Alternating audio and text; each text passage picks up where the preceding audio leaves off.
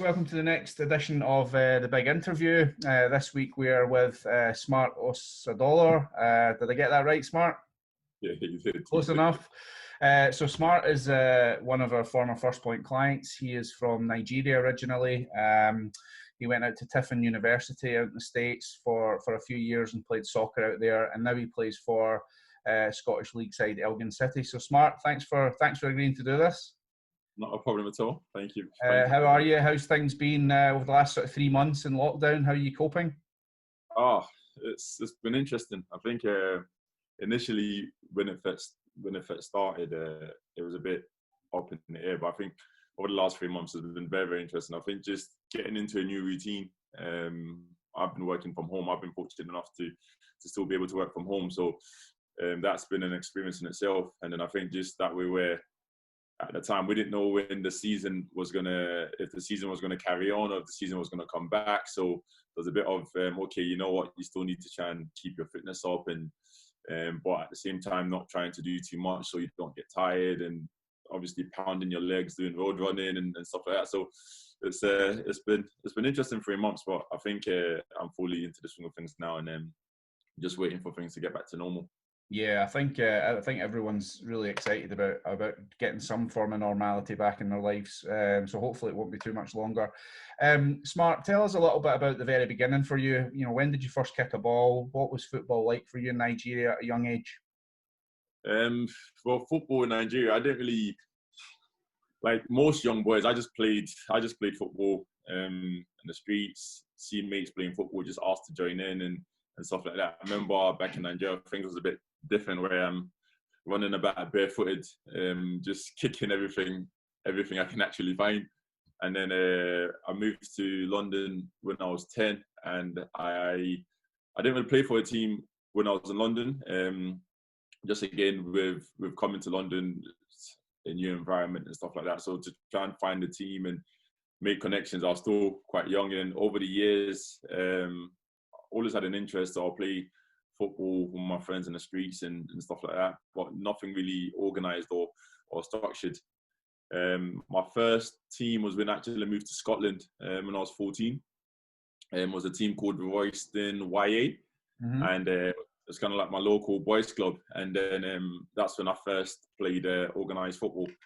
But before that, I was just playing football in the streets, just things like Jogo Bonito and tournaments like that. But probably when I was 14 was when it actually kicked off for me. And what was it that made what caused the move to go from Nigeria over to London? I think at the time my dad and my mum was in London, and I was living with my uncle and auntie in Nigeria. So because obviously my dad and mum being over here, it just made sense at the time. And of course, when you're from Nigeria or from a lot of African countries, coming to the UK is seen as a better opportunity, and it gives you a better platform to build on. So my dad wanted to try and give me the best opportunity he can, and decided that it would make sense for myself and all my brothers and sisters to move to the UK. Okay, and when you got to the UK and obviously got involved and started playing football, did you feel like a football career potentially was on the horizon for you? It's interesting because all I wanted to do was play football. I didn't know at what level I wanted to play football at. Obviously, you hear people growing up saying, "Oh, I want to play professional football. I want to play professional football." And I think for me, I just started saying, "Okay, well, I want to play professional football. I want to play football on TV. I want to play all over the world." So I didn't really think about it in terms of having a career in football. I just saw it as, play professional football. And looking back now, I think maybe I kind of shot myself in the foot a bit, because I've come to realize that sometimes the only limitation that you have is the limitation you put on yourself. And my limitation was just to play professional football, which I've now done. But I just wonder if I dream bigger to think, okay, you know what, maybe play for, I don't know, like a Man United or Real Madrid or Celtic or Rangers at the time. If I might have even got a bit closer. But at the time, just growing up, it was just a case of, I just want to play professional football. I just want to play professional football. And in terms of going out to the States, when did that decision sort of unfold, and you realised that you were going to go out and play out there for a few years and get your degree at the same time? The decision probably came about when I was 16, 17, 18. So between that period, I lost my mum when I was 16. And at the time, I was just living with my sister. I was just my sister in Glasgow. My dad was still in London, and I didn't really know what to do. But again, I knew I wanted to play football to the highest level that I possibly could. But at the same time, I knew that my mum would want me to study to the highest level that I could as well, because my family education is important. So without really knowing what to do, I thought, okay, how can I make this work? At the time, I was in college. I'd finished school. I was in college studying sports coaching. So because initially I thought, okay, you know what, it'll be good to go down the route of becoming a football coach. If football doesn't work out, become a manager, and so on, or even a PE teacher. But then I started to think of ways that I can combine both. And I can't remember who at the time, but someone said to me, have you thought about getting a scholarship to go study here? I was like, what do you mean scholarship? I don't know if I'm good enough to get a scholarship or not. Mm-hmm. And then they explained the process to me and says, actually, they know a few people that's gone over to America to get a scholarship. It's a good lifestyle, good experience. And basically, I thought, okay, you know what, that's fine. And I swear to you not, the next thing I done the next week, I typed into Google how to get a scholarship. Yeah. how to get a scholarship to America. And luckily at the time, first point came up. And then I literally clicked on the first link that I saw, went on the website, and it was really straightforward. And then from there, started going through the process. So you obviously went to Tiffin University. What sort of impact did it have on you right away? You know, when you first got there? Yes, you went from Nigeria to the UK, which is a big enough adjustment. What was it then like going from the UK out to the States and being on your own and just settling into this new life? That was absolutely huge. It was absolutely huge. I think looking back now, I wish I'd done more in terms of experience in other parts of America, but it was absolutely huge because I didn't really know what I was getting myself into. So when I finally went over, I was 21 years old. So it was different because even down to some of the words, I'm sure you would hear, you can relate down to some of the words that people say and how things are. It was absolutely huge. I remember my first experience. When I got to America, my coach turned around to me and says, hi, blah, blah, blah.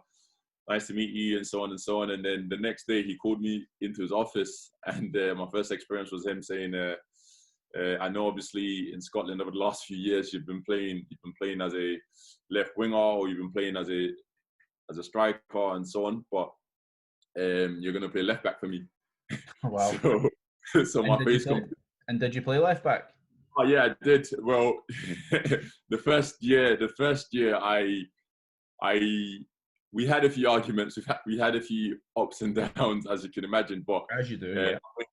I think after he made me see the bigger picture in terms of obviously just explaining that, listen, I've seen you as a player. I think your strength is actually a left back. Mm-hmm. And after the first year, in terms of as a record, we had a really bad year because there's a lot of new players coming in. Took us time to gel together. There was a lot of them boys from England as well, which was good. So after the first year, really bad year, and then I decided to stay in America for the summer and play in the summer league.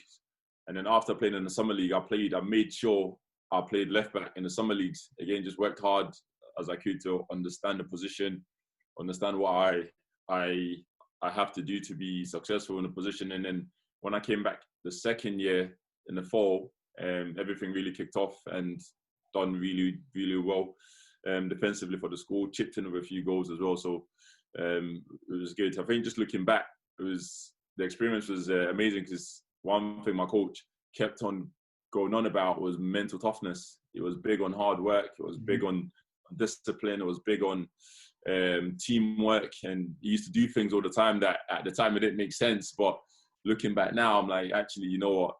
It's helped me a long, long, long way because mentally, it prepared me for what's to come. I think, yeah, and that's a really valid point you make. I think the mental side of American not just American athletes, but American people in general. They're very, very positive. You know, they're always looking for to get the best out of you, and I think it helps every student athlete, not just the journey they go through in terms of being a student, but also as an athlete, and to get the best out of them. Tell us a little bit about the facilities at Tiffin and just kind of what the general experience was like for you as a student athlete.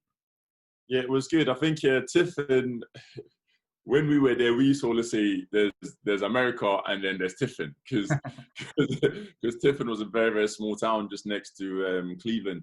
Mm-hmm. In terms of facilities, the facilities was better than what I was used to being in Scotland anyway. So for me, it was a big upgrade. We had a big indoor training centre in AstroTurf, and then we had great gym facilities, and then we had training pitches. So from going from Scotland, where I was playing boys club, amateur football, to then going in a professional environment, it was absolutely huge. And I think growing up, these are kind of things that you think about, and you say, oh yeah, if I'm ever in this environment, I'll just train every day, or I'll be in the gym all the time. And truth be told, that's what I done, and it was really good. It was really good, I must say. Would you say your experience out there has sort of led you to where you are, and kind of what you know and the level you're playing at just now? I mean, you know, from Nigeria to Elgin is quite a journey, and you've obviously had a lot in between that. Would you credit your experience in the States to where you are now? Yeah, 100%.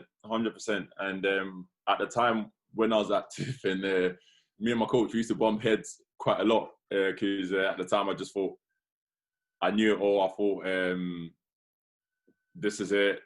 I know what I'm doing. But I think looking back now, I can't thank him enough, because there was times where he would say something to me, and maybe at the time I wouldn't listen. But looking back now, he was right in terms of saying, actually, you know, mental toughness, hard work, mental toughness. And I think when I look back at the short career I've had since coming back to Scotland, the mental toughness is that I've learned from obviously being in Tiffin, the hard work, the highs, the lows as well, is what's kind of pushing me on, and giving me that desire to keep on playing at this level, and looking to try and push on wherever possible. So it's had a huge impact, huge impact. And just that experience as well, just meeting different people, different cultures. And you kind of have to step out your comfort zone. And I think when I was here, I realized that way where you think you work hard until you stand next to someone who really works hard, and then you realize that you're not working as hard as you truly can. And I think that's one thing that I learned from being in America as well, because we had a really good team. We had a lot of good players, and a lot of fit, strong, really good bunch of boys. So it was a case of just trying to be the best that you can every single day. And the competition just pushed you on and pushed you on and pushed you on. So it was really good from my part anyway. So you don't just play for Elgin, you're also a qualified referee. Do you want to kind of elaborate on that? And is it something that you're hoping to take further? With that, I think what happened was the story behind it was there was a game, Rangers versus St Mirren, that I can't remember what ref it was at the time, but there was a call made, and it literally was all over the papers for the next 2 or 3 weeks. Driving, I'm hearing like the calling shows non-stop with people saying, oh, the ref done this, the ref done that. And it started to kind of like interest me just to see what it would actually be like to be a ref, and just have that experience. But then at the same time, I thought to myself, Smart, you've never actually seen a black referee in Scotland. So how funny or how good would it be if he was actually the first black referee in Scotland, since obviously you've been here, and hopefully inspire other people to, if they want to go down that route, see that, okay, it's something that's possible. Because initially, when I was at university in Scotland, my ideas was to go down the route of coaching. Okay. But then, while I was coaching, I was the only black person in my class, so it made it difficult for me to see how I can have a future in the game if, well, Smart, there's no black managers in Scotland. There's rarely any black coaches in Scotland. But become the referee, I said, actually, this is something that's more achievable that you can do. So one, I wanted to experience it, and two, I just wanted to see if I can open doors for other people to consider it. And since then, it's been quite interesting. I've enjoyed it. Now I play on Saturdays, and sometimes I ref games on Sundays, and I do the club academy game. So really and truly, I don't know if it's something that I would pursue and go all the way with, because obviously sometimes life gets in the way, different things gets in the way. But I think just opening that door for other people to consider, to say, actually, you know what, maybe I don't always have to think about going down the route of becoming a player or becoming a coach. Maybe I can become a referee. So it's been really good. It's been really good. I've enjoyed it so far anyway. Excellent. Obviously, the last couple of weeks has seen some unfortunate scenes in America with what happened to George Floyd, and you've been very vocal in your support for the Black Lives Matter campaign, saying that that education is key. What would your message be to people on this, really, really important issue just now? I think it's a difficult one, because I think sometimes the narrative gets twisted quite a lot. And then when I say that, I mean that the narrative gets twisted in the case of some people try to push a narrative as if to say it's black versus whites. And I think I want people to understand that that's not the case at all. It's black and everyone versus racist people. We live in a time where something like this should not be happening. And I think for me, living in the States, it's difficult for me to watch something like that. It doesn't matter if it's a black person or if it's a white person, or it doesn't matter who it is. I think it's just that connection hurt me even more, because I was looking at it thinking, Smart, that could have been you or any one of your friends. But some people might just say, oh yeah, it's just saying that. But then the truth is, if you're black in America, this is the reality. And it shouldn't happen. And I think the thing is, it's not a case of there's black people versus white people, or it's white people versus black people. It's sad to see that that's the narrative that some people try and push and push. But for me, I've got a diverse group of friends, white, black, Asian, just literally the whole lot. But it's just understanding that there's no space for it in society. There's no space for it in the game of football or in any sports in general, because at the end of the day, it's like, for me, I think in my life, if all I've got is black friends, I think my life will be somewhat boring. I need a bit of diversity in my life, and that's Asian, that's whites, that's whoever. Just as long as you've got a good heart and you treat me the way you want to be treated, and then we're fine, really. But to see what's been happening has been really, really sad. And I think to see a lot of people almost kind of protesting against it, it's time comes where you think, you know what, it's what's happening is bigger than you, is bigger than the person to your left and right. This is generation to come, and if we can stamp it out now, perfect. And if not, then I guess the fight to stamp it out would need to go on. And we've obviously had another huge issue over the last few months with the COVID-19 crisis. And I just want you to kind of elaborate a little bit on what Marcus Rashford's done over the last week or so. Obviously, with the kids, with the government potentially taking their food away, for the underprivileged kids, their food away for the summer. And what Marcus Rashford's done this week is just, for a 22-year-old, is just incredible. Yeah, I think it's crazy, and for me, things like that inspires me. And I think to see him being sort of young and have that head on his shoulders, I think to myself, the way I am as a person, I try and live my life to make a difference. I try, and anyone who knows me will say, "Oh, Smart is positive, or sometimes too positive," and I think that's what life should be about. Where imagine if another 100 people push to do what Marcus Rashford has done. I'm a big Man United fan, so seeing that just inspires me even more to say, okay, you know what, Smart, don't just live your life to wake up, go to work, come back, watch TV, play football, or whatever the case may be. Try and, where possible, live to make a difference. And And I think to see that is absolutely huge. And a lot of people can actually take notes from that to say, actually, you know what, yes, you've got one life, but it doesn't mean that you can't do multiple things. You can try and impact your society, your community, whatever way you can. And if everyone does that and everyone plays their part, the truth is people do come together. And that's why for the Black Lives Matter for talking's sake, when seeing that many people come together around the world to show support, for me, it's like, it's smart. You don't have to stay quiet just because maybe someone will make you feel uncomfortable. It's like, listen, if you're not comfortable with what I'm saying, then it's simple. You don't have to talk to me. Mm-hmm. If you want to find out more about what I'm saying and how I'm feeling, then by all means, come talk to me. But to see what is done, and again, as a Manchester United fan, is absolutely huge. Absolutely huge.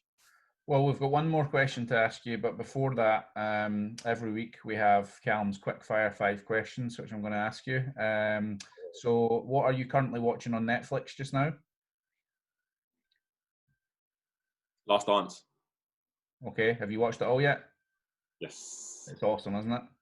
Yeah, amazing. I think seeing that as well, the mentality is different, man. It's just different, but nice. It's been good. Okay, what's your favourite sport outside football? Badminton. Really? Caught me off guard there. Badminton. What you've already briefly said about you. I was going to ask you what team you support. Manchester United. Manchester United. What's your favourite food? Rice and chicken. Rice and chicken. And finally, have you learned any new hobbies over the last 3 months being stuck at home? Yeah, I have actually. I've learned how to day trade. Okay, interesting. Well, a fascinating story, Smart. Thank you so much. Just before you go, obviously, First Point are very fortunate we get to deal with thousands of prospective student athletes every year. It's a decision that has to be made by the families, and it's not right for everyone. Some student athletes it's right for them, and some it's not. What would be your message to someone who's potentially trying to figure out whether this is right for them or not, and they're sitting on the fence? For me, it's as simple as this, and I think that's the way I looked at it. I was like, okay, what have I actually got to lose? So a lot of times where you get boys who unfortunately get released from clubs, and the truth is they don't have any qualifications, they don't have an education. And for me, it's almost as if, okay, if you go to the States, you've got the best of both worlds. You're playing football, you're meeting a lot of new people, you don't know what connections you can meet, and you get your degree education paid for as well, which again, me coming back to Glasgow, I've been able to use my degree to actually get a really good job. So it's the best of both worlds, because like I always say, listen, if it doesn't work out, you can always come back. But if you stay on the fence and don't make that jump, you never know what could have been. I could have decided to stay in America. I could have decided to come back. But if you just decide, okay, you know what, you're not too sure, but I believe you've got more to lose by not going, because it's a whole different set of experience, a whole different lifestyle that you could actually find. Actually, you know what, I prefer to live over there. And a lot of friends that I have that I played football with or soccer with in Tiffin, some of them decided actually they're not coming back to the UK. They're staying in America. But then with that said, now they've got a home in America, but yeah, they've also got a home in the UK as well. So if they wanted to come back to the UK, they can. If they want to stay in America, they can. But for you to stay in the UK and just stay in your comfort zone, most of the time, as someone says, nothing gets achieved there when you sit in your comfort zone. Absolutely. Well, Smart, thank you so much for taking the time to speak to us. It's been fascinating listening to your story. Once the season gets back up and running next year, we wish you all the best, everyone from First Point, and you're welcome in the office anytime, okay? Thank you very much. Thank you. Thanks, Smart. Take care. No problem. Thank you. Bye-bye.